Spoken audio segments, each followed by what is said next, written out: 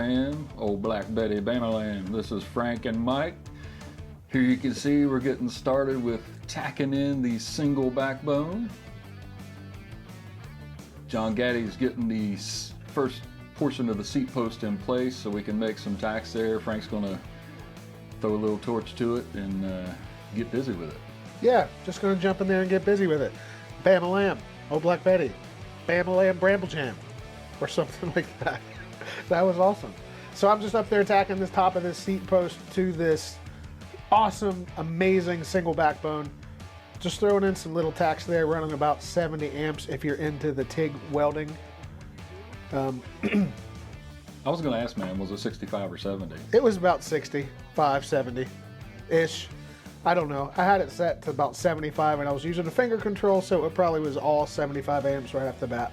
When you're doing a tack weld, you just want to kind of blast it in there and get out. So we got that tacked in there nice and tight. Now I'm going through and I'm going to go ahead and do a complete weld out on this bottom seat tube, because once we put the other side on, you can't get to it. No bueno. No bueno. You got to watch who you use a finger control around, because it might cost somebody to order a lot of extra welding equipment. That is true. I do believe I was a really bad influence on John Gaddy, and he may have spent a lot of money. But there I am. I'm finishing it out. Really not a whole lot to see other than a bunch of bright light. Right there, I'm just doing what we call an autogenous tack weld. No filler metal, just kind of blasting it in there. Metal to metal, making what's already there work. For all you weld nerds. Metal to metal like nature intended, Frank. Metal to metal. Some might say, choppers are metal! Here we're just getting the tack welds on the top of the seat tube. Sometimes I let go of the button when I'm not supposed to.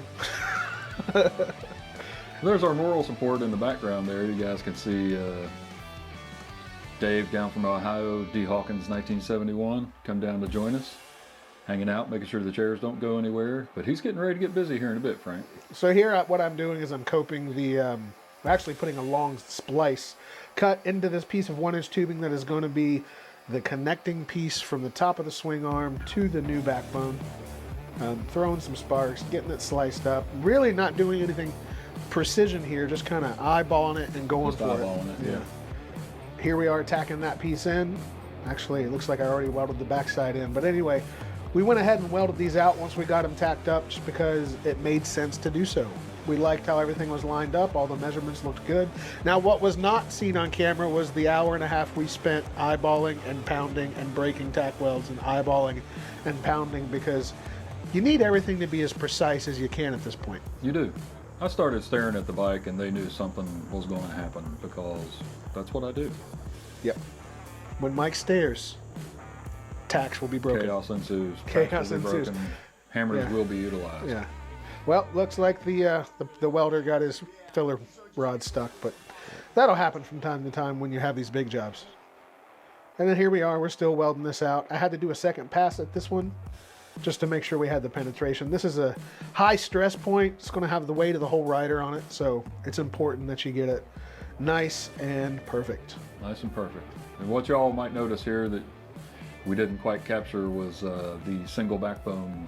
We cut it back to where the seat post was to freshen all that up a little bit, and we'll be doing a little bit more with that here in a bit. Yeah, a little bit more, a little bit more. There we are. Weld, weld, weld. Dab, dab, dab. Little dab will do you, Frank. A little dab will definitely do you. Let that electric cool down. So what I'm doing there, we actually had a question about that. Somebody said, you got to snip the tip. You got to snip the tip. And you really should snip the tip of your filler rod every time you weld. But if you leave it underneath the gas while it's cooling, you're good to go. So here we are the next day. This is the next day. This is Saturday morning. We've got Dave here taking some stuff apart, and I think he was complaining about not having a Milwaukee ratchet in his hand at that point. Which was laying 15 feet away from him. He's blind. He's blind. We love you, Dave. We love you, Big Mucho. This was a pretty big moment. These swing arm bolts are notorious for getting stuck.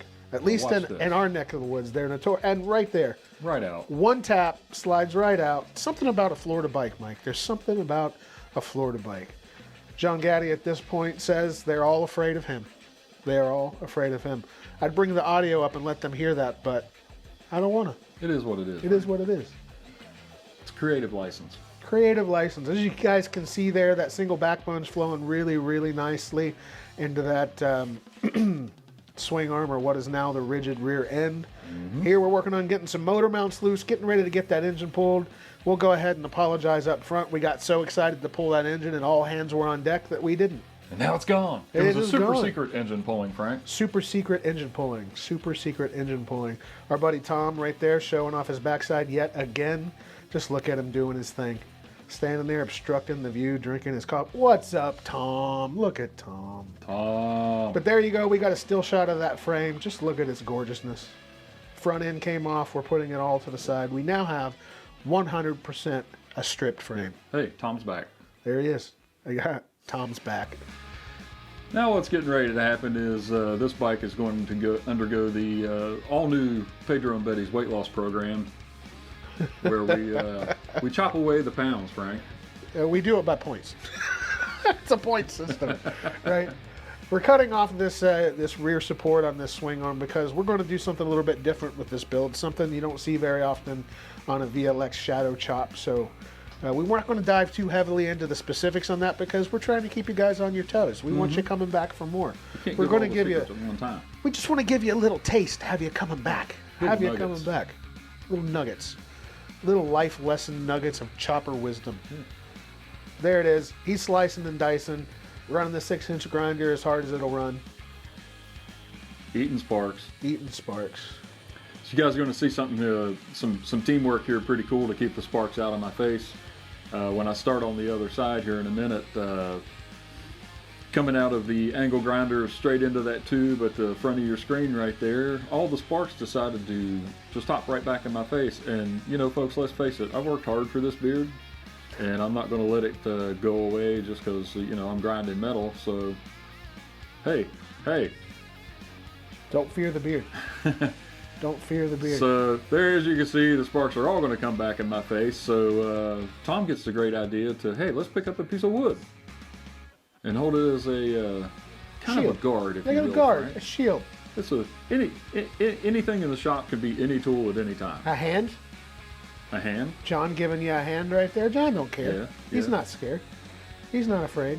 I think somewhere around here a comment was made, I hate to skip off and cut off a finger. So look at here. Now we got teamwork, making the dream work, making the chop, lose weight, keeping the sparks out of my face. All right, guys, so that's where we're going to leave you for this episode, episode 3. Remember, we're building this bike to benefit the Sweet Julia Grace Foundation. Go check them out at sweetjuliagrace.org or at Sweet Julia Grace on the Instagram. On the Instagram. Go check them out. Give them your love. And keep your eyes and ears ready because we're coming back for more. Episode 4 coming up before you know it. Maybe not before you know it, Frank. Maybe not. Who's directing this thing? I think it's me. We're just all freeform here. Hey, look, Choppers Magazine. Choppers Magazine. We love you, Choppers Magazine.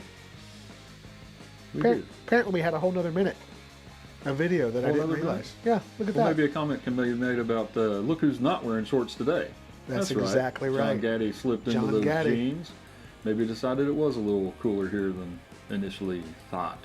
Yeah, look at that.